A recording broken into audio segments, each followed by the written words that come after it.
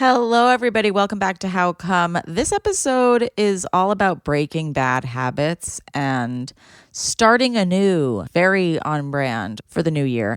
With my friend, hilarious comedian Liz Glazer, we're talking about Debtors Anonymous, Sex and Love Addicts Anonymous, lots of different things that you can go to if you need help in certain aspects of your life.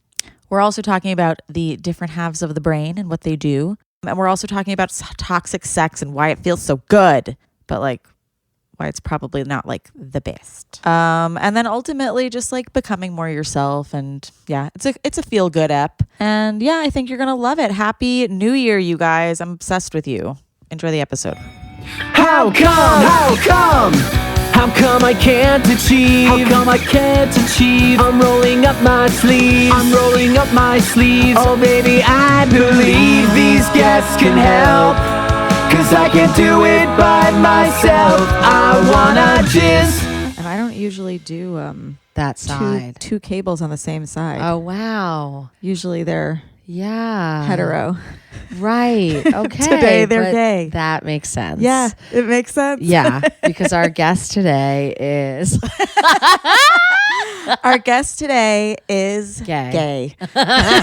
Is Liz Glazer. Hi. And I'm just so happy she's here. And yeah, we were just referring to my voice might sound a little watery. It sounded really weird on the left side of the recording machine. The but straight on the right side. Yeah. Yeah.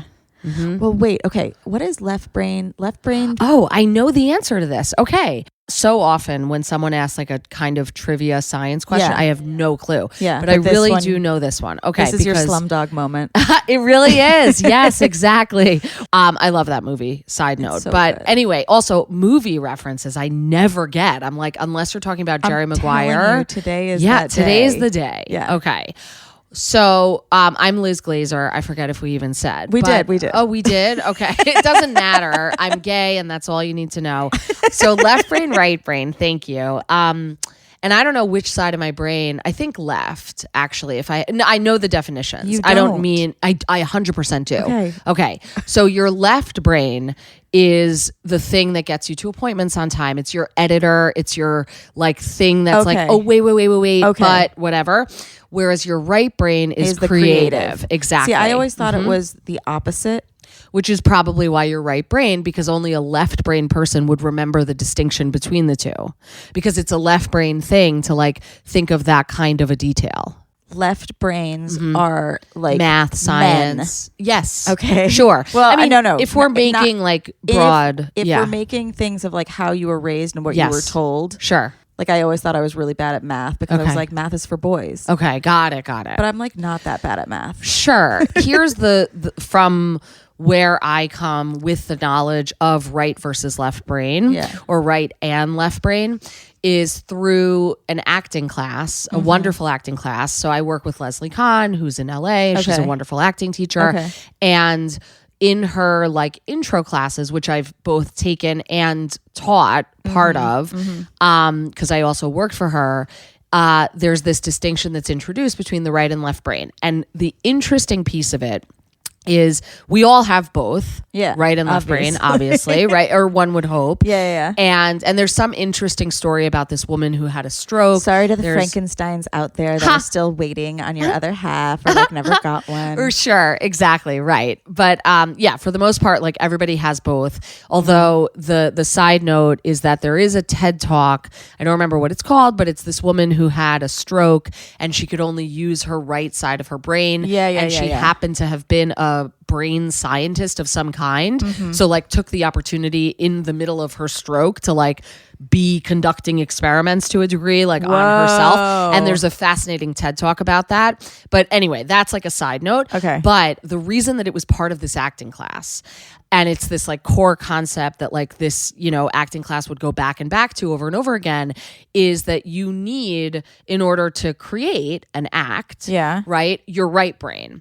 The problem with your left brain, even though it's the thing that like causes you to survive and get to appointments and all these like details in your life that you of course need to be an actor as well. It's too among rational. other things. It's annoying and it inserts itself into situations that it is entirely counterproductive in. Yeah. And so the way, and this is like what that Stroke Talk talks about. There's also this wonderful book that I, of course, haven't read or finished, but I've like refer to everyone. Yeah, exactly. Sure. Well, I always say that. Yeah. In fairness to myself, No, that I haven't read it, but I've really tried. It's called Drawing on the Right Side of the Brain. You're like, I think it's great. Yeah. Please read it and let me know. Right. Because Right. oh, I just well, the immense power I feel this book has. Well, what I have read is the intro that I find extremely the book motivating. Right, exactly. Yeah. Where somebody else recommended it and therefore so do I. Oh my God. Wait, is that what they mean by don't judge a book by its cover? No. The back cover? Because it's actually like the jacket is like a pretty good description. Yeah. And like I would judge a book by that cover. That cover. Which cover do you even Front mean? cover. Yeah. Also good for marketing. Sure, of course. Colors are important. Yes, very right brain. Like to see like when they'll update old books that have never had a new cover and see how people respond to that. Yeah, that's always interesting, right? But yes, that is more aesthetic versus reading the jacket. Yeah. Then you're fully doing Not only can I judge homework. this book, but I'm going to refer everyone to this book. Totally. Well, I love nothing more than like the first chapter of a very inspiring book. Okay. Which, side note, I think is what the Bible is missing. Yeah. Like I think, and I grew up like in a way religious in the sense that I like went to school where like Chumash, Torah. What is like, Chumash? Like the actual 5 books of the Torah. Oh, okay. Is the Chumash. Okay. But like we had that as a class. And I love a self-help book. Like I'm constantly like trying to find my rabbi, and I'm married to one. But like, you know, that was always like a thing. I think a quest for me as a person was like, give me some principles by which to guide my life kind of thing. And so I would definitely be the audience for the Bible, but I don't think the Bible has what I love most about self-help books, which is that first chapter where you're like, here's how everything was going wrong. Yeah. I was a heroin addict. Like if there was a chapter that was like, we had a world, it sucked. It sucked. Right? You It was like the a worst. self-improvement montage. Yeah, totally. So do I. And then like just like turn on like Watch Me Shine, the self-improvement montage from Legally Blonde. I'm like, I have books. Right. Totally. I'm showering. Yeah. Oh, the training montage. This is going to be the first day of the rest of my life. Exactly. And that's how That's love. how the Bible should be. But the think Bible so. starts out just being like, so this guy was born, then this guy was born, and then this guy, and then this guy, and then this guy So had boring. 2 kids, and one of them killed the other one. Right, and it's right. like, what does Where this have to are do with we? me? Yes, exactly. Right. Like know your reader. Yeah. So project number 1 that emerges from our conversation is rewrite the Bible. Better No Bible. big. A better Bible. A better Bible. The Bible needs like that chapter that's in every self-help book, like anyone that's like a bestseller or whatever, except for the Bible. But I mean, the Bible as a bestseller is like a technicality. But that it was already like is.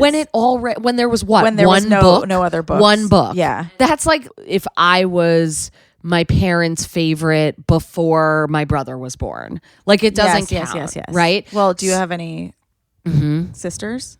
I have a brother. Right. So sure. But you're their favorite Yes. daughter. Right. On a technicality. But they do keep buying it. The Bible? The Bible. Well, because it comes with like so much guilt. Like honestly, I think the reason it comes with hotels. I was gonna be like, and I was just thinking about it, I was like, what is like the budget for hotels, like for their Bibles? Like, is it just like a that's one-time interesting. Bible cost? Yeah. When we write the Better Bible, that's like our first pitch is we have to go hotel to hotel. We got to get like the W for like some big chain. Yeah. That then is like, oh wait, have you heard that like if you stay in that hotel, there's the Better Bible and it actually rules. And then And it like, actually works. totally. And you have a better life. And everyone's like going to Vegas where like we corner the market first For the and be Better like, Bible. actually what happens in Vegas does not stay in Vegas. And we are preaching the good word of the Lord. And you guys are actually missionaries. missionaries. Yeah, now. that everybody like comes away from reading the Better Bible as a missionary. I love It's that. kind of a Ponzi scheme. I get. Obviously. Yeah. I'm like, missionaries are like a Ponzi scheme. I'm like, religion, Bibles. Right. Yeah. Of course. Yeah. So anyway, but in that chapter of drawing on the right side of the brain, which is I do stand by it is a great book, but again, like that chapter is what I've like actually read multiple times in my effort to try and finish the book. But it basically talks about this relationship where the thing about the left side, which again, I think it makes sense to think of it as your editor. So it's kind of like when you are you have courage and you're like, I'm going to like do this, amazing which act in life out. is good. Yes. But in acting holds you back. Well, the courage is good. No, I'm saying the left brain holding you back. Or Right. Yes. You're right. Yeah. You're right. Yeah. In acting, it holds you back. I think it does hold you back in like a variety of other situations. Cause like, I think there's like, you could be at a presentation. Right. Yeah. Like, yes. I think, yeah. And there is this sort of like ideal relationship between the two of them. And I think you're right that in a creative enterprise, you need the right to like run free a little harder than you do in your Zoom from work or whatever it is. But yeah. So anyway, but because of the persistence of the left and the way that it inserts itself any moment that you're like feeling courage and play as an adult, right? Kids really don't have this at first.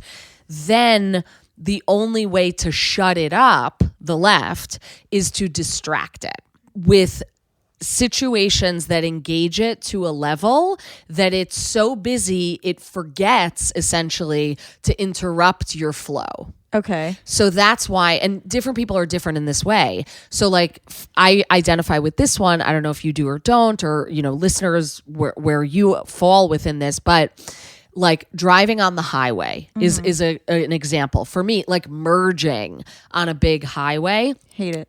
Okay. So I don't mind it. Okay. But I think no matter how one thinks of it, it's a very engaging process. Yeah.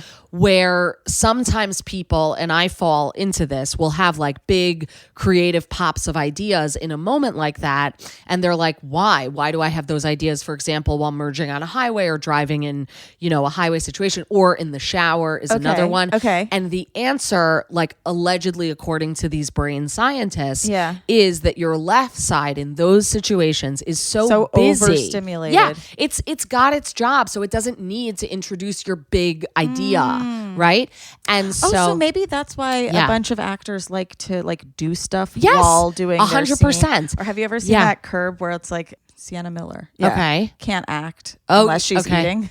Oh, that's funny. That's really funny. I don't know that I remember it specifically, but yeah, that it's like hard to do those things at the same time. But then on the other hand, sometimes, people are great at acting while they're driving because so is she Meisner, your teacher? Well, I have no idea. Okay, because I did Esper this summer. Ah, got it. And one of the things that we had to do in the beginning was find a task that you can do perfectly. Sure. Like it's attainable, but it is extremely, extremely high level of difficulty. Got it. Okay. So the first thing I brought in was like this like woodcut drawing by Durer, which they're like the most like intricate drawings. And I was like going to go line by line by line, and you have to like measure and whatever. And you do that while doing the repetition exercise. Oh, got it. And it's not it's supposed to be hard. Right. And I'm now thinking, I'm like, maybe it has more to do with the brain. Yeah. Yeah. And I think like taking your focus off of it. So you're not like, I am acting right now. Correct. Which is always the case. You. I am remembering things. Exactly. It's like, exactly. I need to finish this fucking drawing. Like what? Right. Yeah. Exactly. And then you're just like in the moment because you can't not be in the moment because you're doing this thing and your thoughts are in some ways preoccupied, or sort of like the part of your brain that's devoted to thoughts that would otherwise be devoted to bad actor thoughts, like what's my line? Do I remember this? What happens next? All that stuff that's like the kiss of death to acting is taken away by you doing this task. You know what it makes me think of too is we've talked about on How Come so many times, like how important it is to like get out of your head. Sure. Get out of your head when you come. And now I'm like, do I have to do like an intricate drawing while I also... think the answer is you have to have sex while merging on a highway. Yes. I think that for sure that's why people has like to happen. crash. Yeah, exactly. Yeah. Do you ever have trouble getting out of your head in order to come, or all the time. okay. Here's what I have trouble I just with. see you as like having a really easy time. I don't know why. Oh, interesting. That is all an act. Okay, great. 100%. You walk around acting like you come so easily. No, I really don't. Yeah. And I think, I don't know, this is just like layers and layers here, but like, here's the difficulty in my current life. Okay. Is I grew up thinking being gay is bad. Right. And perhaps interestingly, I went to Orthodox school, okay, and my parents were always less observant at home than school.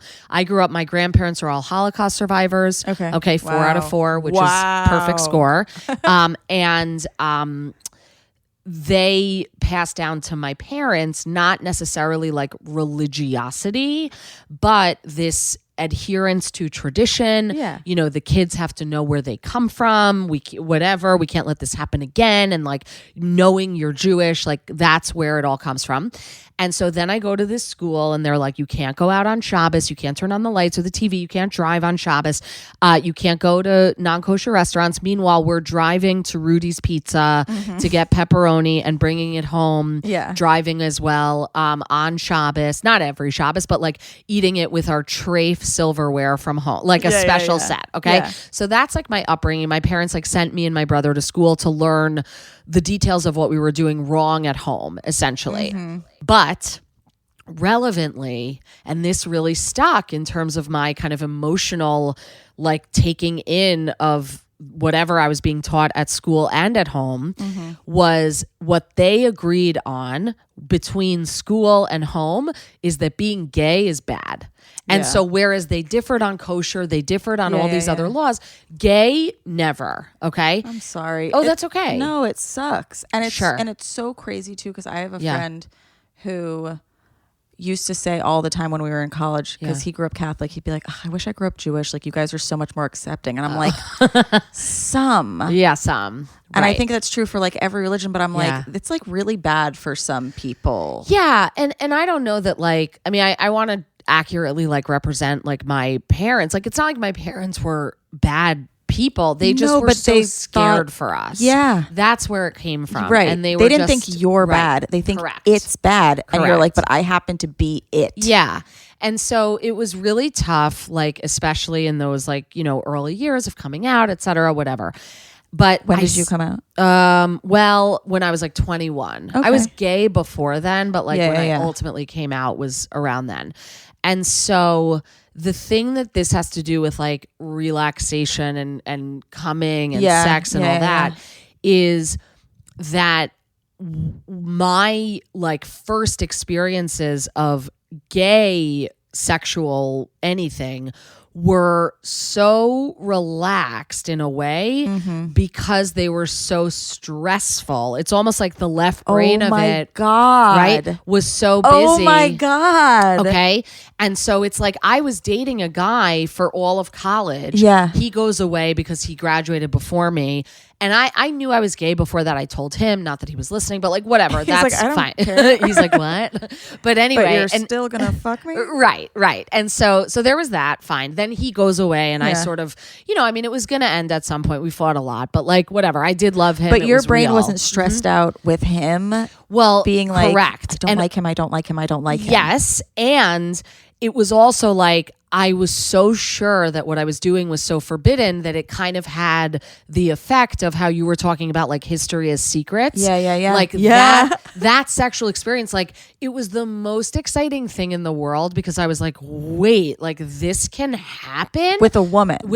Okay. Yeah, no. And so everything about it felt like this forbidden secret and whatever. And then I was 21 when this happened, right? And so then the string of relationships or any things that would happen with women were relationships in my 20s and early 30s, most of which were in some way dysfunctional.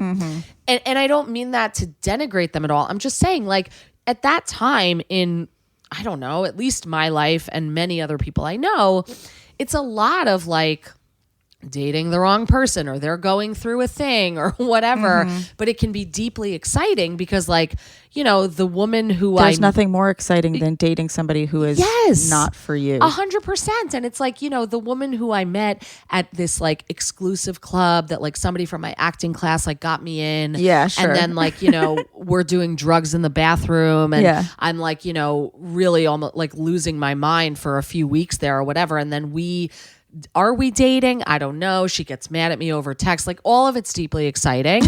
And so the idea that like sex in those contexts was kind of easy makes enough sense because there was nothing like grounded about it. Yeah. No, you're shocking your system 100%. with other shit. And actually like the fact. That's why toxic sex is so good, I guess. Yes. And so I used to say this thing on stage every now and then and I never. But the trade-off. Right. I never exactly got it to work because I feel like people, I believe in the concept, but I'm like, in a way, the most exciting thing my wife, who is gay and a rabbi and an amazing partner, could say to me is, I'm leaving you for my ex-boyfriend. Yeah. Right? And not that there is zero part of me that believes she would do that. There is zero part of me that actually wants her to do that. But if I'm taking a note from my earlier instances, it was being with women who were like, oh my God, I'm straight, but I like you. What is my future husband who I don't even know going to think about this, which is a direct quote after like this woman who from a Chapel Roan song. That what? I said from a Chapel Roan song. Oh, really? Is it like that? The song Good Luck Babe is basically like Chapel talking to a woman that she like was in love with or whatever, who like ended up going back to a man or something like that. And she's like, in like a bunch of years, you're going to just like think about me. Yeah. And like that sucks for you that like you're going to be with this like guy. Yeah. Yeah. Totally. Right. So I was that girl. Yeah. In at least my estimation, of course, you know, I don't know. And I don't talk to exes. Like there's like a couple who I've remained friends with, like it's none of the exes that I talk to are exes that would ever be, nothing was ever like unresolved, right? Like the exes that I do talk to, it's like, oh, it's fine. We're like good. This is like basically like a family member in a way, and I can really only think of two. So, but like, I think that as a result of that place in my brain that gay took up, which was this like forbidden, exciting, whatever, it's like I now have everything I've ever wanted. I have the most boring life, which is exactly what I wanted. Yeah. Right. Thank God, knock on wood, etc. Yeah. Okay. And I love every last bit of it. And there's boring something as in stable, 100%. Yes. And I went to Sex and Love Addicts Anonymous. Did you? Yes. Because, when? I wasn't 2016. Okay. And like what, why?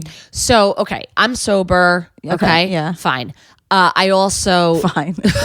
Well, the fine. Get used to it. Right. Yes. The reason I say it that way is because like, you know, like when it's like sober and then it's like, oh God, now this becomes your whole personality. Like I'm not into that. Yeah. When somebody tells me, when somebody offers me a drink. I'm sober, end of conversation. Right. We do not have to talk about it. I'm not going to tell you my anniversary. I'm not going to, you know, like casually refer to people and then you're like, how did you meet? And I'm like, I can't tell say. You. And like, it's like, oh my God, like we get it. Okay. So anyway, so that's what I mean by the fine. Right. But anyway, but it's Brad Pitt. But no, I'm kidding. I don't know Brad Pitt. But if I did, it would be from AA. But anyway, so okay. But so around like 2015, 16, I went in first to Debtors Anonymous. And the reason was I would get into an amount of debt. Like I did it like 2 times, I think, maybe 3. Yeah. Where it was like a lot and I was scared. Yeah. And then I would get out of it by some like Herculean effort. And then I did it again. And once I did it again, either the second or the third time, I can't remember, I Googled. Okay. And I was like, is there... Why am I so good at this? Why am I amazing? This is funny, right? This is something that not everybody can do. Correct. Yeah, totally. But I Googled, I was like, is there Alcoholics Anonymous, but for debt? For debt. And wait, I have a yes, question. Please. When you were going into debt, was it intentional in the way that, like, if I wanted to make my room a mess, I could come in with a bucket of mud and I would sling the muck around the room? Analogy. Yeah. Or Just is it in the time. way that I just don't clean my room? I think and I love watching things pile up. Right. Probably more the latter. Yeah. But I think that the moment of realization, once I was like paying it off or just had paid it off or whatever, was that I was like, I don't know why I keep doing this. And the other thing that was happening was I was living in Brooklyn, not that it matters, but I had a 2-bedroom. That's another one. I'm sober. It's fine. I live in Brooklyn. Don't talk to me about it. No, but I was that one was not like that it matters. That one was like, you know, when you are telling a story and you're like, I don't know if this detail is salient, but like it feels like it adds a little bit of zhuzh to the story. So like whatever. We're in Brooklyn. Right. Picture it. Okay. Sunset Park. No parking anywhere ever. I would park at a hydrant at this apartment. It was so, I remember, this is a very side detail and not the point of the story, but I do remember because I was working at Hofstra at the time because that's where I taught before. I used to be a law professor, classic to comedy, etc. But anyway, so I would come home from school and I was trying to park in Sunset Park. If anybody knows Sunset Park, like there is no parking, none at all, and there's no garages. So it's a bad name for it. It's a Sunset Can't Park. Yeah, but there was a hydrant across the street from my apartment. But like before I would go, I was circling. I remember crying, actual tears because I had to pee so much. And I was like, I'm just going to have to pee in my car while I'm looking for parking. It was so bad. But anyway, so I would park at the hydrant, leave a note and be like, I live up there. If you yell for me, I will come down. And thankfully, I don't remember ever getting a ticket. Wow. I don't remember. I'll have to check my journal. But anyway, so I do keep very good notes. Especially since 2013. But okay, so not that anything happened at that point, except that I started using 750words.com, which I'm not sponsored by, but it's a very, very good website that like really gamifies journaling. Okay. Right? Sure. Yeah, it's great. I'll try it. Yeah, I mean, no pressure. I tried to do it in my notes app. Or rather, not even journaling, writing out my dreams. Oh, that's a good one. And then like now I don't remember them. So I guess it worked. Sure. Sure. Because you didn't want to? Because I'm done. Yeah, that's fun. So, okay, so I'm living in Brooklyn. You're living in Brooklyn. And I had a 2-bedroom. Yeah. Okay. And I even like paid to have a handy person like come put a door because there wasn't a door on the second room. But how are you getting out of debt? Well, so I like different ways. Okay. So, okay. But the thing that really got me was I was like in debt, got out of it. And then I had this second bedroom that I paid to have a door put on. Yeah. And then I was like letting people live there for free. Yeah. And I'm like, but that doesn't make math sense. Like you're in debt. Why don't you just split the rent with this person who's getting free rent?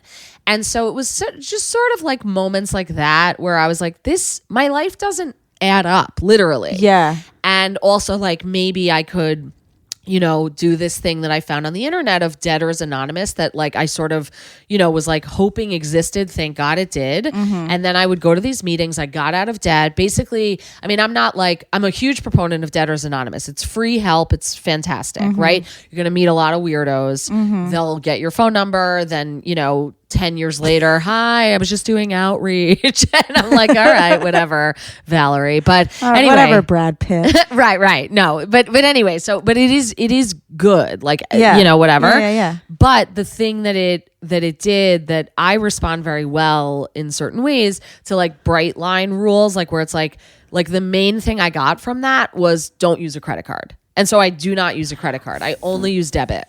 Right. And so because the thing that was happening, and to your question about like whether it was more the pouring mud on the room or letting piles, it was I would put stuff on a credit card, especially when I felt like I needed to prove something, especially when it was like to a woman I wanted to impress.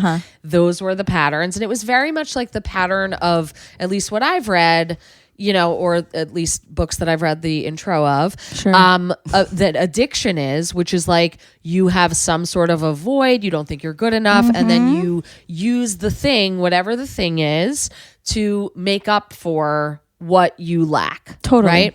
Like just getting that warm feeling of the womb, whatever it is. Yeah. And so, And you like the highs and lows. Yes. And basically, Which like is why being boring now is so... it's amazing. Yeah. It's amazing. Yeah. Okay. So, yeah. And so basically, I went into Debtors Anonymous, stopped using a credit card, got out of debt. I still go to some meetings from time to time on Zoom or, whatever. And I have friends like from the program that like stay in my life. And I do enjoy being connected to it. And I honestly feel like I used to be really bad with money and I'm not. Like, I'm really not. And that's great. And you were already in your 30s at this point. Totally. So I think that's a very... Yeah. I know it's like a lesson that we learn over and over and over and over again, but some people are like, listen, this is just like how I am and it's how I'm always going to be. Yeah. And like, to a certain extent, yes, some people don't change. I will always love cats and Mr. Bean or whatever, but there are yeah, always, like, you can literally always improve. I've just taught my cat how to sit down. Oh, that's amazing. And wait for food. Wow. She's 11 years old. That's fantastic. You can teach an old cat new tricks. I agree. Yeah. And I think that like, the being and open the thing that, to it. Yeah. But sorry, I was just going to say about like being told like, oh, like math isn't for you or whatever. Right. For me as like a little girl, at least, I feel like I was always like, I'm going to be bad with math and money. And now I'm like, you don't have to be. No, not like, at go all. learn something. Totally. Yeah. Yeah. 100%. And I mean, in that way, I feel like anonymous programs for me, and I mean, part of the reason that there's a lot of reasons I don't like lead with that for the most part in terms of like my personality. It has nothing to do with the anonymity. I'm not precious about that for better or worse, but it's really because like, I don't know that I'm like at all the poster person for that type of thing, because I really take from it certain aspects and then I kind of let go of the rest, and I'm not at all But that's good. perfect with sure, but I'm just saying, like, it's not like I'm here's the big book and I do all of it. I don't think the person who talks about doing CrossFit the most is necessarily the best at CrossFit. Do you know what I mean? Totally. So like, right, maybe you that's are the fair. poster child. Sure. Maybe more people are more anonymous about it. Yeah. Right. No, that's true. But anyway, so then the reason I started talking about the DA is because of then SLAA. Right, of SLAA. Because, okay, so at that time that I was fully like in DA, I was going to a lot of meetings, whatever. I had like friends and stuff. And there were like some really good meetings in the city. And by good meetings, really it was just like people tended to be very thoughtful and reflective and would speak inspiringly. And they were on like a Saturday or a Sunday morning, which is kind of like going to temple. And like, I was like, I really want to hear that person speak. And, like I was living in Brooklyn, it was at the Chinatown Y. I would like have my, coffee at the certain place, whatever. So anyway, I like got into it for a little while and I made some friends. And at that time I had a breakup that for whatever reason hit me so hard. And I think it wasn't a function of like how long this woman and I dated. Yeah. It was just like, for whatever reason, I was like in an emotional place at that time in my life that I was like really ready for something real. And I thought that I don't know that I thought that she was too, but I wished that she was too. Totally. And then I was really heartbroken when it ended. And I was talking to one of my DA friends, the debtor friends, and I was talking about this, and she says to me, she's like, oh, it sounds like you're in withdrawal from your thing, your relationship. There's a Tuesday night meeting. It's also at the Chinatown Y. It's all women.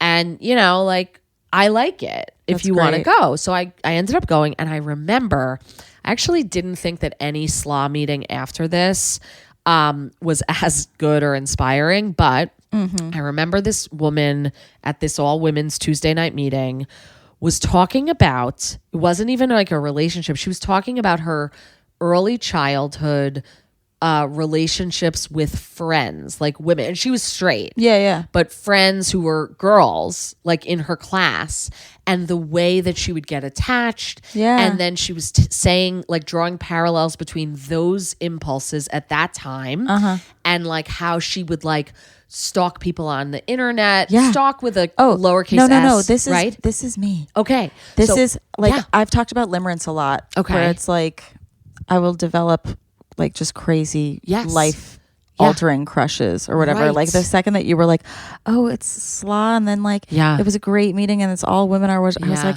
if I were you, I would go there and develop a crush. Well, like people do, and it's hilarious. And like, you know, the show Love, I feel like depicted that very humorously, but also it's totally a thing. And I remember I would go to this other Saturday night meeting and like everybody in their share was like, well, I have a crush on someone in this room, and like it was like constantly. Also, there was a fight about like whether to open the window or not. Okay. And they would like constantly vote about like closing the window, opening the window. And I was always like, I feel like the temperature is fine, but maybe if you're like lusting after every single person in the room, it's like very hot and very cold, like intermittently throughout the meeting.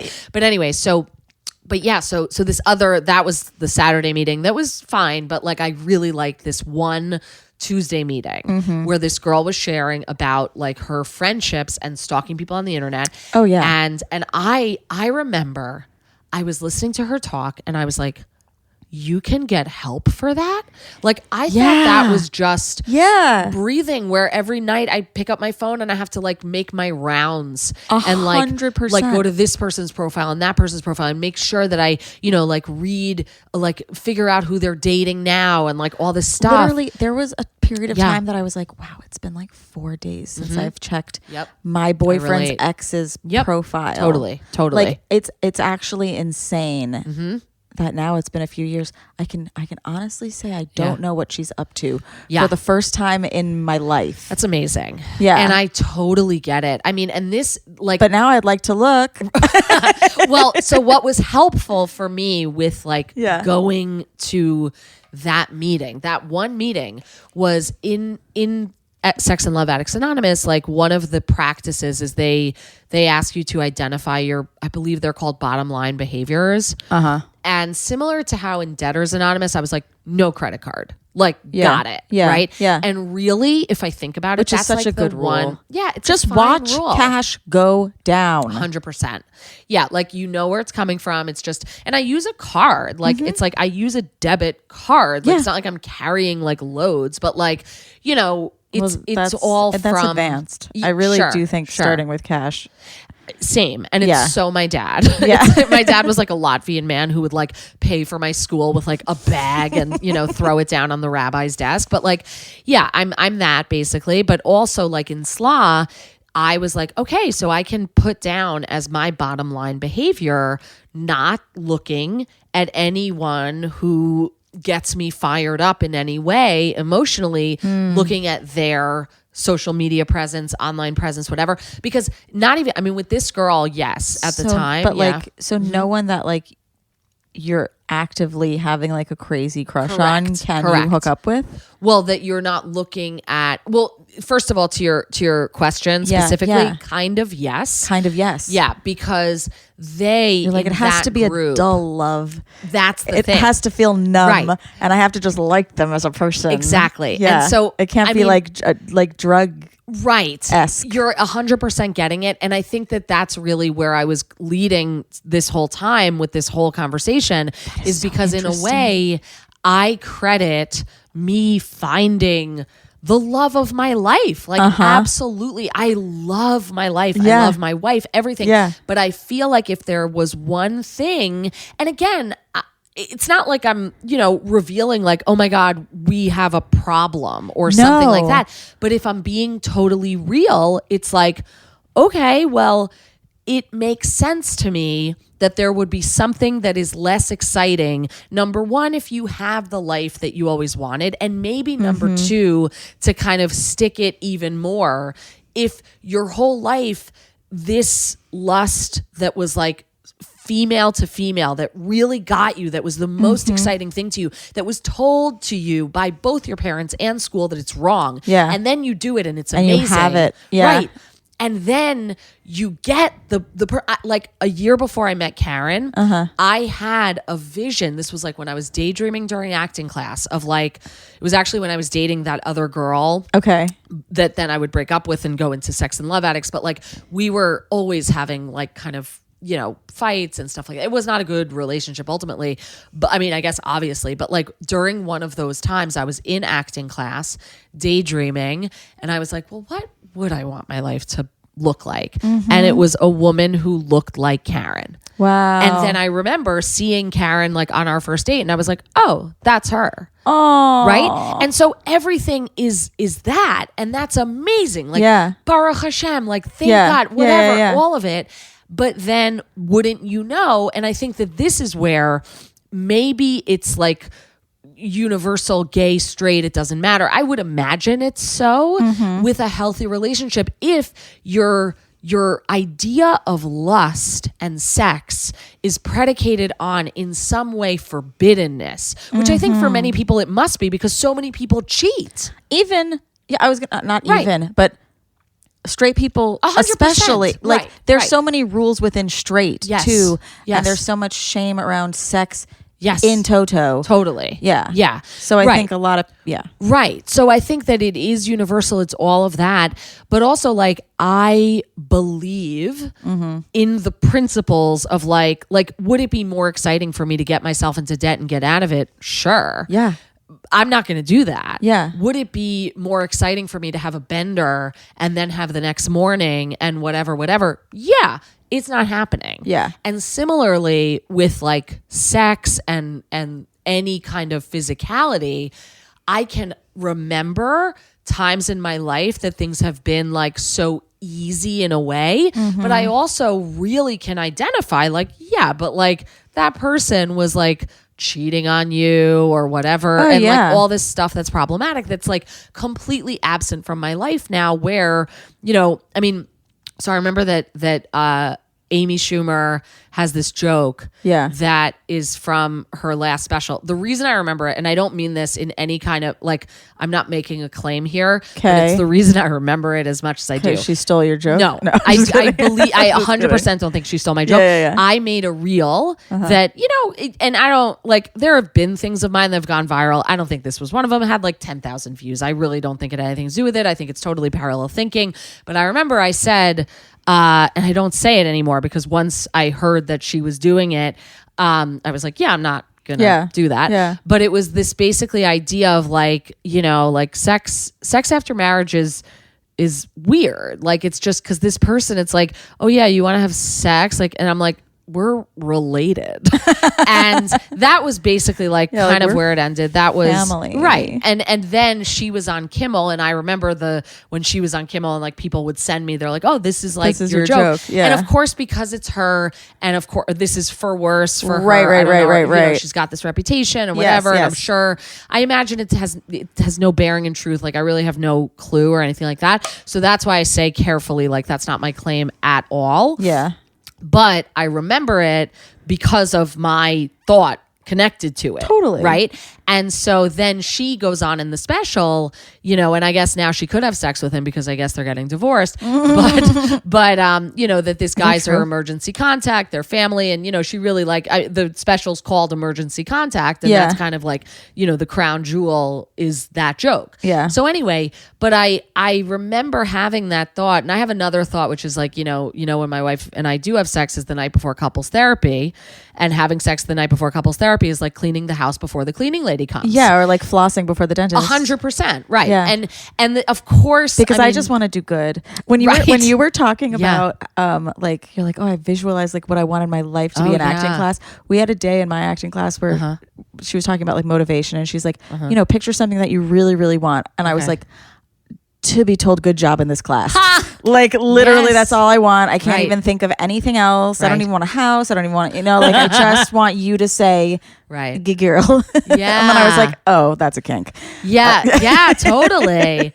Right. And so I guess like this is all a long answer to say that like I don't think of myself as relaxed during sex. Sure. Because I don't really know how to be, because the only way that I can imagine sex is with incredible stress. Okay. But not like the kind of stress that at the times in my life that I'm remembering, like it made sex exciting. Yeah. Like, and you know, I mean, it's like, because I have a boyfriend who I'm going to have to tell this to, you know, the morning after, or because she's Orthodox and can't, you know, have her parents know. So we're sneaking around in her parents' Volvo or whatever the whole summer. Or, you know, she says she's straight. Like it was always kind of like that, you know? Yeah. And so now that I have everything I've ever wanted, truly, it's confusing. Yeah. Right? Yeah. At the very least. And I think, I mean, I would love to find a way to talk about this, because I think it's incredibly universal. I think it's really relatable. And like whether you're coming at it from like an ADD perspective, which a lot of people like, that's when I mentioned the cleaning thing, it's like, I want to see it so dirty so that I can see it clean. You know, like I want to watch the gunk build up. Let it burn. And let it burn. Right. And then miraculously keep it together. Yeah. And like there are so many things of like, you know, relationships that like you survive, or like debt that you bounce back from, or like, if I don't brush my teeth for fucking years and never got a cavity, that's like a kind of a win going, how am I doing this? The same way that you thought to yourself, like, how do I keep doing, like bouncing back and like surviving? And it's like, sometimes it's like, you could see it as like, okay, I've been incredibly lucky. Yes. And also I'm going to continue to be incredibly lucky, but I'm going to like work on shit too, so that this doesn't happen again. So I can be lucky about like other shit. Yeah. Well, yes, totally. And one of the things that like because I really do love self-help. I love improving. I love, like, I don't know. I mean, you know, there have been comedians who've like pivoted truly into like the land of self-help. Like who? Kyle Cease comes to mind. I don't know who that is. He had like, I'm not judging it either. It's interesting to start out in comedy. Well, yeah, I mean, he's in some ways like there is a singularity to him. Yeah, and then you get better and you don't do comedy anymore. Well, what I don't know. I mean, and I think he's problematic in a variety of ways, but like I took his like course or whatever it is, which is how I came to know him. But he had like the #1 Comedy Central special at some point or whatever. He was like very like successful as a kind of rising star, and then like hard pivoted into the world of self-help, which I think is good in a way for him because he's funny, and so he's able to like, you know, punctuate his like self-help lectures or whatever. I saw him at the Dolby, like, you know, he's a big to do, whatever. Anyway, and I'm not here like saying like it's amazing or not, but I say it just because like I love self-help. I want to make the thing that I want to make, what that I consume rather, because that's like, you know, the wisdom is like make the stuff that you actually consume. Although I guess in that sense I'd be making videos of cutting a cake, because that's like my literal whole algorithm. But anyway, like actual cakes or hyper realistic cakes? Both. Okay. But if it's not cake, it's not on my For You page. I can tell you that. You don't like cutting styrofoam? No. I don't, for some, I don't, but also like I'm not fed that. Okay. Because like my algorithm knows that I like a pillowy cut. Like everything is soft. Okay. Okay. Got it. So for better or worse. But anyway, so I say that because I really do love it.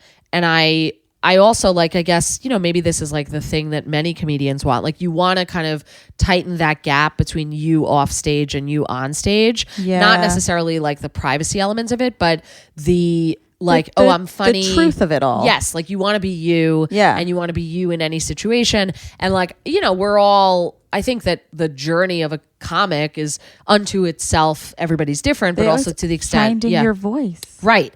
And like part of that process, and I realized mine was like 9 octaves lower than I thought. Well, yeah, exactly. And I think part of that is like recognizing like, oh, when I'm quote unquote performing, it's actually way less entertaining than if I just trusted that me 9 octaves lower in your instance And for me, maybe it's also 9 octaves lower. I have no idea. Yeah. But like getting to that point where you're like, oh, okay, like this is how. And it feels like people notice it too. Like people will be like, oh, like you were really having fun up there. Right. And it's like, because like you're being yourself and actually having fun instead of like doing this like monologue of like, right, this is what like Stoner Remy sounded like and like whatever. Yeah. Interesting. But so when you went to SLAA and then you were like, nobody who makes me feel that like, like crazy Twitter-pated feeling basically. Right. And I'm wondering like, does that mean when you started dating your wife, like you didn't have a crush? Like, no, it just meant because like it was all very exciting in the way that like first dating is. Mm-hmm. And I also, the thing that wasn't there that was a big feature of me in relationships before was that chase and the like, does she like me? Because you knew she did. Yeah. Okay. And that didn't scare you off either. Correct. Because that usually is the You're thing. 100% spot on. Yeah. And there was a guy, I was dating him. He was like so rich. He was like hot. Yeah. We like fucked. He introduced me to his friends right away. He was like, I like you. I was like, get out. Right. Get out. Right. Totally. Disgusting. You have terrible taste. Yeah. Right. You're so easy. Yeah. Whore. Yeah. Totally. Emotional whore. Right. and I had that, a lot. And I think the reason, by the way, that the relationship that got me into SLAA was that relationship that got me into that was for the first time, this was someone who was very into me, and that didn't scare me. I let it in. Yeah. And then it turned out, for other reasons connected to like that person's life, she wasn't ready for me to then respond with like, actually, you know what? I am in. And I do like you. And it was such an interesting flip for me at that time because I totally understood her impulse to be like, wait, no. Can't you just be like, not into me? Yeah. Because I was that person. Yeah. Maybe 5-6 years prior or whatever it had been. But then she was like, no, I want you to not want me. I don't know that she was able to 100% say that. Articulate it, yeah. Right. But I think that was what was going on was, it was like scary for her that I finally relented and was like, no, actually you have a point. And I'm into this. And I remember like one of the kind of nights before we ended up breaking up that was very clarifying because she wasn't like a monster at all. You're talking about your ex. The before. Yeah. And this was like before SLAA and whatever. Yes. I remember that, she was like, yeah, I don't want anything, whatever. Like she was basically saying like, I don't want this. And I was like, yeah, I get that. I was like, here's the thing. Like, this is what I want my life to look like. I want to, and I basically said like my life now, I was like, I probably want to live in New Jersey. I want to be with one woman. I want like, kind of a regular, stable life.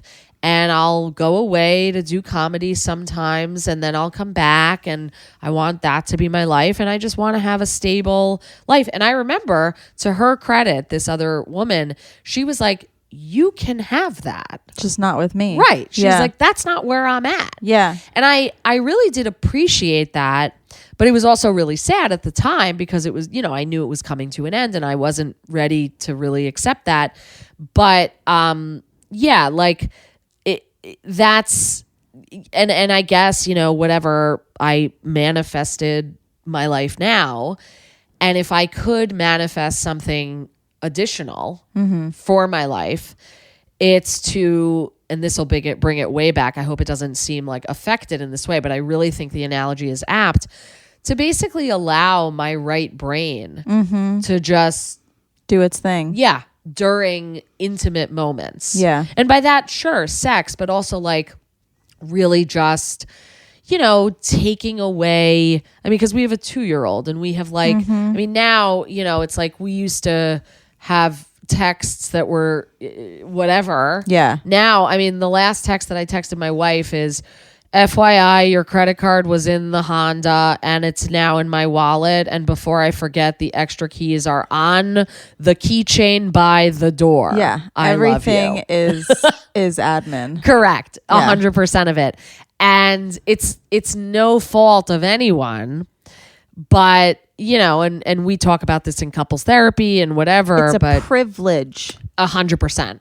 Yeah. It's a privilege to have keys. Totally. And to have all admin and have yes. I mean, I could never, not I could never, but having a kid just sounds so fucking hard. And people say it's so worth it. And so I imagine it is, unless they're just trying to get me. When people are like, ugh, this tastes disgusting. Try it. Smell. Smell. Right.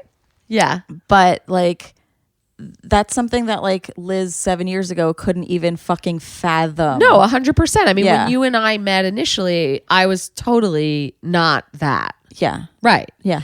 And so, it's all good and it's all a privilege. And then it's kind of like getting back to the thing that was exciting and forbidden. And I do believe I can get there because the truth is, I mean, I used to love to take drugs, and I don't mean anything like I always feel a way about talking about drugs because in a way it's kind of like, I don't mean it as a flex. Like, I'm not saying I used to be no cool. Right, I was never cool. No, you love drugs. Yeah. But I would smoke weed because I wanted my brain to be totally open and whatever and sort of have the playfulness of the day and all that. And then I think that for some people rather, that can be a totally fine existence. For me, it wasn't because I would then regret it and I had an intense emotional guilt about it. And also I was really just avoiding my life with it. Totally. And so because of that, I gave it up. I'm much happier that I gave it up. And I don't feel any kind of insecurity about that. There's no part of me that's I wish I could do it. I don't. Yeah. And if I felt that way, I wouldn't have quit. I needed to get to a point where I was no, this is better. And I think ultimately, I can be more creative. I can trust myself more. I can do all of this stuff better without. And I wish for myself that I could get to a place of enjoyment of, for example, a sexual experience. And I say that because that's, of course, the theme of the pod. Yeah. But also, an intimate experience. Dinner. Right. Yeah. Where I'm just fully enjoying. Yeah.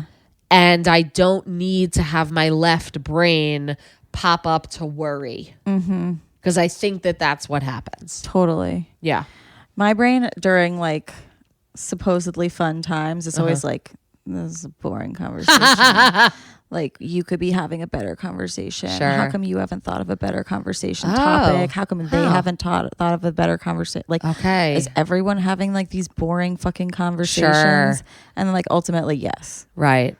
A lot of people most times of the day are not having super scintillating conversations. Yeah. But I hold myself to a very high conversational bar. Wow. I hope lunch is up to your standards. Oh, we're going to have a blast. Totally. I say this just to scare you. Right. 100%. No, I'm petrified.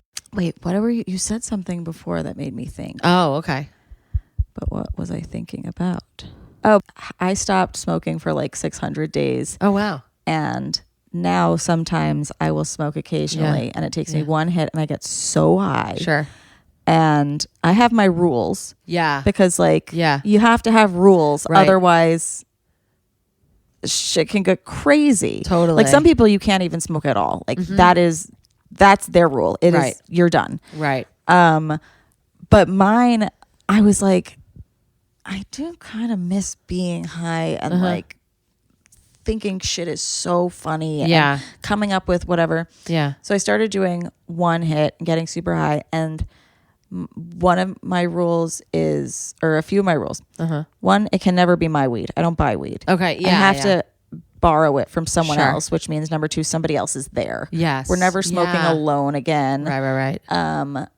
Three, if I think of something hilarious and amazing, I have to write it down. You sure do. Otherwise, Yeah. what a waste of, Yeah. it's not intentional smoking anymore. It's like trying to get the time to pass. Yeah. Which is, I think, a lot of what I was using it for before of like, well, I know that like an hour kind of feels like faster if I'm super high, or I know that I'll fall asleep until 6 p.m. and then the day will be over, and then like it'll be tomorrow, and then like that's a way that I cannot do smoking or enter, and I have you know, I've entered into things that I was like, that wasn't okay. But when you were saying like you would feel guilty or whatever, I'm like, I know the moments that I do feel guilty versus the ones that I don't. Interesting. If one, I have like a great conversation, I write something down, I go, that was worth it. Yeah. That was really worth it. And like great. And then there are big ones when I'm like, no, I was high yesterday. I fell asleep. Yeah. It was so stupid. Sure. Don't do that again. Right. Yeah. Yeah. I relate to both. I mean, and also like, you know, the thing for me was I would get high in order to learn something. I always wanted to do it in order to like touch the sun and get to know truth and the meaning of life and whatever, like pull back the curtain. But then like, what if it doesn't? Right. And then you're like, whoa. Then I basically time for heroin. Was chasing the dragon, as the saying goes, you know, for my whole life, because I mean, my therapist was the one who really got me to be sober, because she was like, you know, you do have a memory. Because basically I would come into therapy and I would be like, oh, well, I did mushrooms again, or I did this again, or that again. And she was like, okay, you don't need but to like create new experiences. Right, you can like pull she's from like, the old ones. Yeah, like what didn't you kind of like, if you are doing this in order to allegedly learn something about yourself in this like syllabus of life that you're kind of going by, then haven't you already learned it? And I mean, of course, one could answer like, well, there's always the possibility of learning more. Sure. Yeah. And but sometimes like, you forget and have to relearn. Yes. But I would take, you know, and I do take copious notes and like write it all down and whatever. I was like obsessive about that always, especially with drugs. Yeah. But she was like, yeah, but like you, like basically her thing was like, we're here to get you to trust yourself ultimately. Because you don't, or you didn't. Yeah. And we've been together 19 years. The thing I was about to say right before we turned on the pod, by the way, was that's like my longest Your therapist? relationship. Yeah, yeah. That's totally. Yeah, because I said I don't want to enter into a new relationship with a new therapist, because then they have to learn everything about me again. Right. And I have no the interest in that time. either. Yeah. Well, now my therapist is like, you know, I think we might be like, maybe good to end. And you did it. Yeah, apparently. And I don't mean by that like I've graduated. I mean, my best friend Shira was like, it's probably because her husband is like, can you please get rid of Liz? Finally retire. But anyway, so but she would say, you know, this thing about memory, and she was basically like, you know, drugs aren't in and of themselves the problem. Like drugs can be a really useful tool to like control, experiment your brain, and like you shut this door and open that one and whatever, and like it can be useful. But also once you become someone who's like looking to the drug for the experience, you kind of take away your own power to create that experience. Yeah. And there's no reason to, because you have it within you. And so it was ultimately like a very empowering message towards sobriety. And I would go to like an AA meeting, or I went to like an MA meeting, which was Marijuana Anonymous before, and they were okay. But ultimately it was my therapist and like just her saying the right thing in the right moment that kind of like hit me, that really did it. Yeah. Yeah. That's why so my old therapist, who I loved very, very much. Yeah. I fired her because she told me to stop smoking weed. Ah, interesting. And then like 3 years later or so, I was super depressed. I called her. I was like, Karen, I don't know what to do. She goes, Remy, how much weed are you smoking? I'm like, so much. And she's like, are you ready to quit? I was like, yeah. And that was the last time I spoke to her. Wow. But like, it was like a cold turkey conversation. And then like now we've been like, weaseling it in.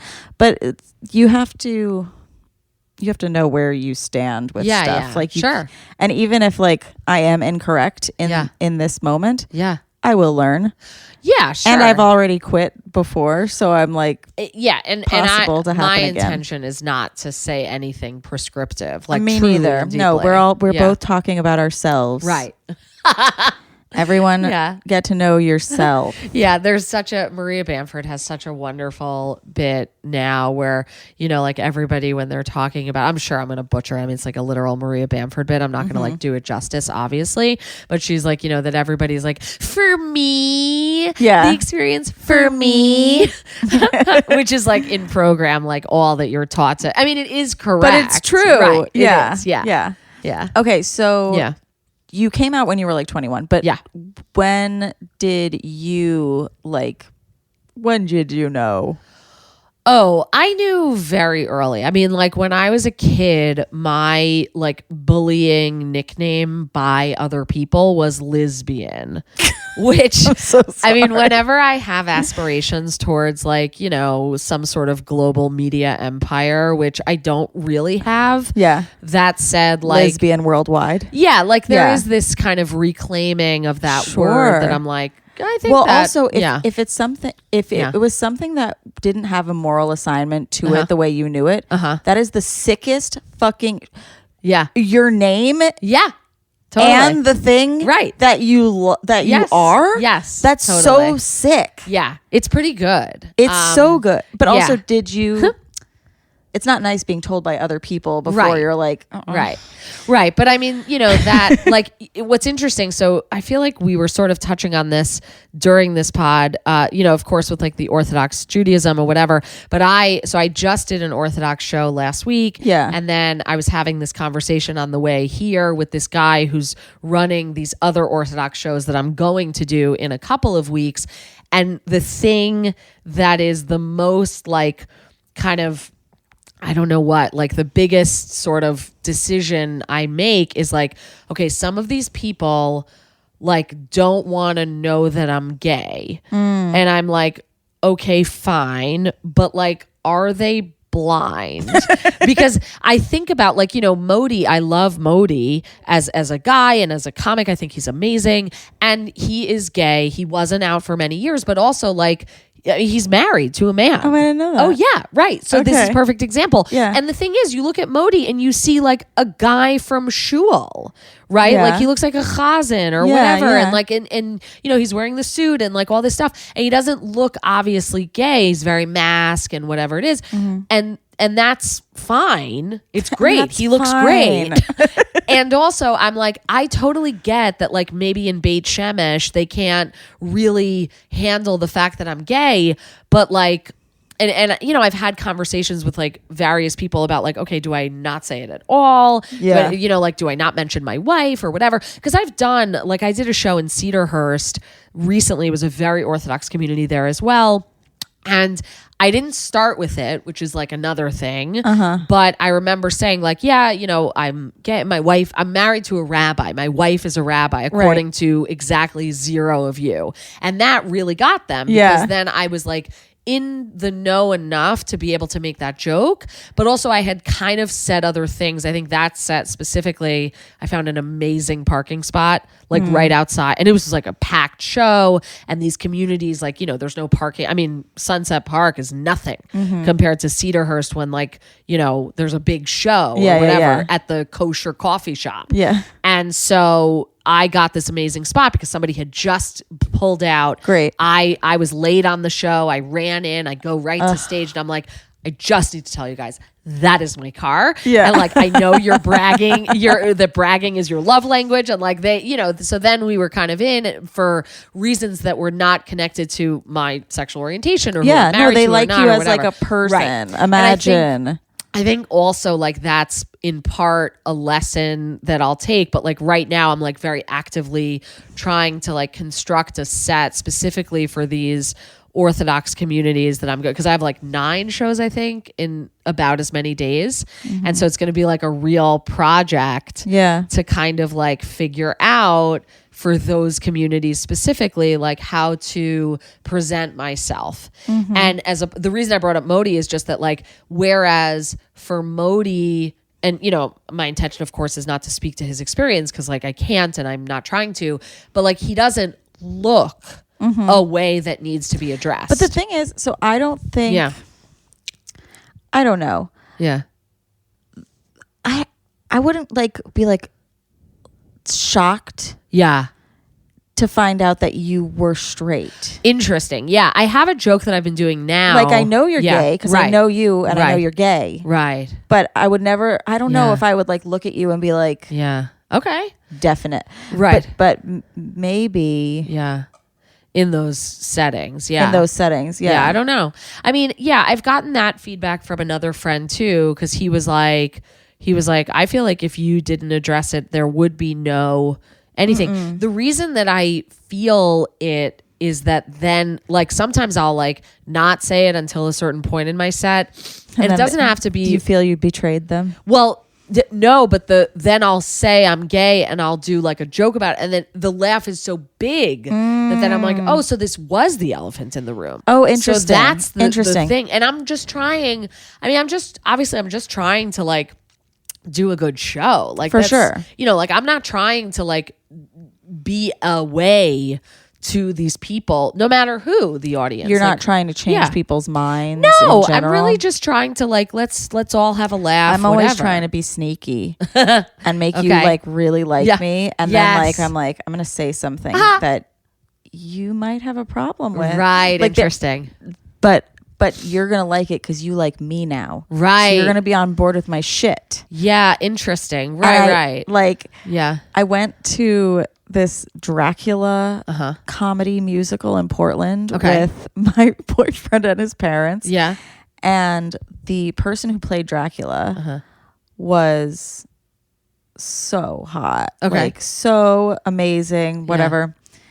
And then at the end of the show, you look at your program and you find out it's been a lesbian woman the whole time. Ah, okay. She just has short hair and she was wearing a muscular chest plate or whatever and wearing a stuffed little dick in there or whatever. Yeah. And I was looking around because it wasn't Oregon proper or Portland proper. It was coastal Oregon. Sure. There's a lot of really conservative people out there. And I'm looking around at these guys that I'm like, their brains just exploded. Yeah, totally. Because they just watched Dracula, woo this woman. And now they're finding out she's a woman. Wow. And I was like, but you loved Dracula before, right? Remember when you loved Dracula? So you love this. Yeah. So you're gay now. And that's what I intend to tell all of these Orthodox audiences. Yeah, you're tricking them. Right. Yeah. Right. Making them gay. Interesting. Yeah.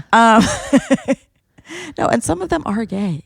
Well, yeah. Some of you're doing very good representation for young little lesbians. Yes. Who are this sounds like it's bad. My parents keep saying it's bad. I keep going to temple. People say it's bad. But then this Liz, I like her. Right. And she seems happy and married and cool and there is very much a part of me that really desires telling that story.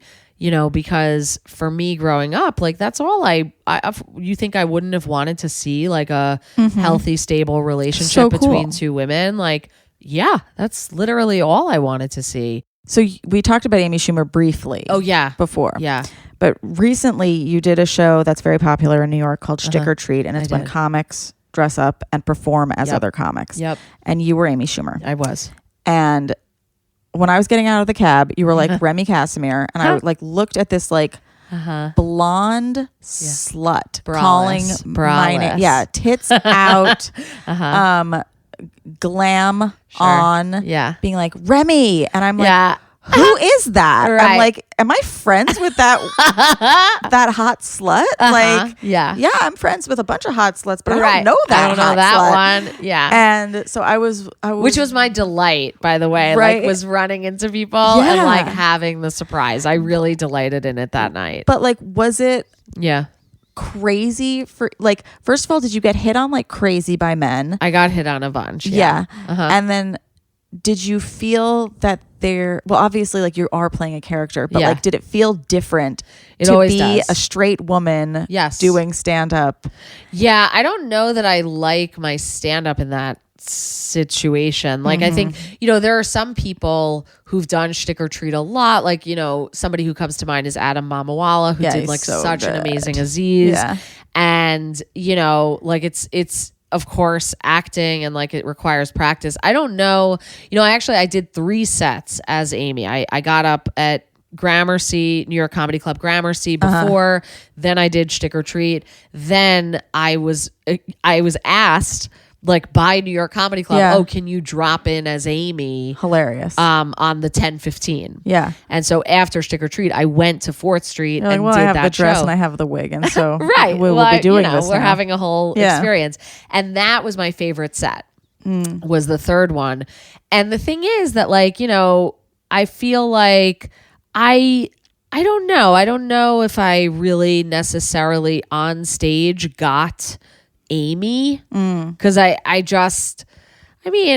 tried. You were good for shtick. Thank you. But I don't know that was my favorite part of it, but like the off stage, the interactions, it really just people were like, okay, are you like, you're really embodying right now? Yeah, you were. Yeah. And so I don't doubt that piece of it, but that part also, I was so in it because I couldn't not be once I had all that on.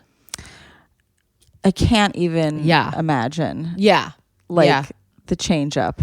Totally. And I think, it's like, I think that like the reason I love acting class, and I always think of the not Gary Goldman, the Gary Shandling documentary, the Judd Apatow 2-part thing on HBO, which I rewatch like every couple of years. I find it so inspiring.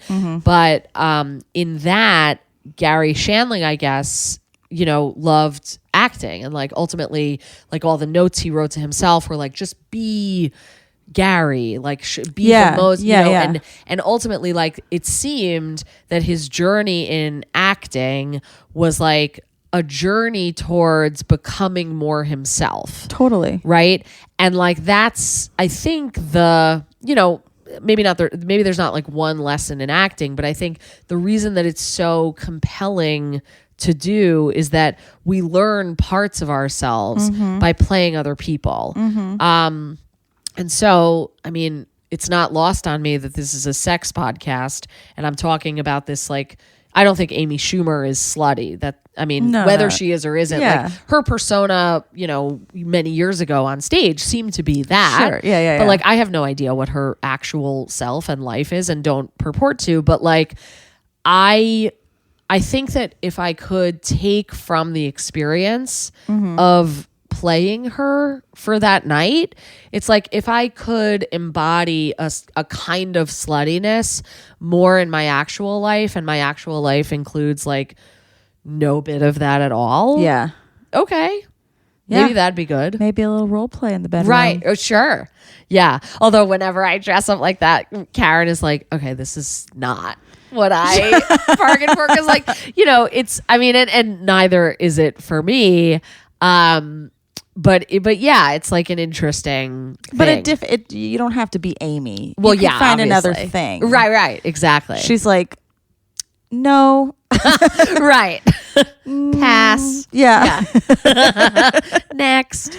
Also, like, you keep just like springing this on me. Like, you keep just like walking home as Amy. I think I need some prep. Sure. Right. All right. Well, we're winding down, which means I have to ask a question, which I haven't yet. Do you remember your first orgasm? Yes. I do think it was, the one I remember, it probably feels insulting to say that it was the first, and it might be inaccurate, but the one I really remember was when this was with a woman who I had like had a childhood crush on. Yeah. And then was someone who I had a sexual experience with very illicitly later in life. And yeah, it was with her. So wait, how late in life? Like 21. Cool. Yeah, I think. And I don't know. I don't know that was like the first, because like maybe there was one before, but like that's the one that comes to mind. But you weren't having like sex ed or like... sex ed at my school no. was like literal from a rabbi. Yeah. And basically was like, marry a rabbi. Yeah. Which I did. Yes, but you I did. don't know that that's what they were getting Yeah. after, you know? Like, I actually did everything you said. Yes. So I won on a I technicality. am the poster child Yep, I sure am. of shul. Yep. Okay, so no exploration or whatever. But even if you did Yeah. explore, I'd be like, what the fuck am I doing? Yeah. Great. 21. Yeah. And it was you doing it to yourself with this woman, or It her? was kind of like, I remember it was sort of like a dry humping situation. It was like a dry humping situation that Love then that. resulted in an orgasm that I completely did not see coming. Ugh, Yeah. so fun. Yeah. And do you still practice dry humping? Not actively. Okay, so what you're gonna do is you're gonna role play Oh, yeah. being like young, childless Okay. people. Yes. Maybe you met at shul. Maybe you met at camp. Yeah. Okay. Oh, that's so And you're just gonna, interesting. like, I dry didn't realize hump. there was like a sex therapy part of this podcast. There's not. But now there is. This just sounds fun for me. I just love Totally. telling people like what to do. Please. So you can take it or leave it. but I'm going to take it. great. Thanks, Remy. Before I take Yeah. you Yeah. to lunch, Okay. Liz, where can everybody find you online? So at Liz Glazer, I have a special and an album. Both of them are called, Don't be glazing me. it's called Do You Know Who I'm Not? Great. And yeah, there's a full special on YouTube and an album that you can get wherever you get like things you listen to, like this podcast. Yeah, you can follow me at Remy Casimir, you guys. I would recommend that. And no, I don't know if I would recommend it. I'm quite boring lately. Nope. On TikTok, though, that's where I'm shining these days. Okay. Watch my reposts. I don't make my own content. No, I'm just kidding. I make my own content, but, but the reposts are really where it's at. Sure. Follow this podcast at How Come Podcast. If you want to listen to this whole episode unedited, go to patreon.com/howcome. And yeah, we love you guys. Liz, I just have to ask you one more question, which I have to ask everyone after a sexual experience. Yeah. Did you finish? I did. Okay, great. Thank you so much for coming. Thank you for having me. Of course. Thank you guys for listening, and we'll see you next time on How Come. Bye. Bye. It's not you, it's me. I try so hard to finish honestly. They say you'll know when you go all the way from A right down to O. Oh no, I think that I still got a ways to go. Oh, I'm sick of this and I have got to know. How come? How come? How come I can't achieve? How come I can't achieve? I'm rolling up my sleeves. I'm rolling up my sleeves. Oh baby, I believe these guests can help. 'Cause I can't do it by myself. I wanna jizz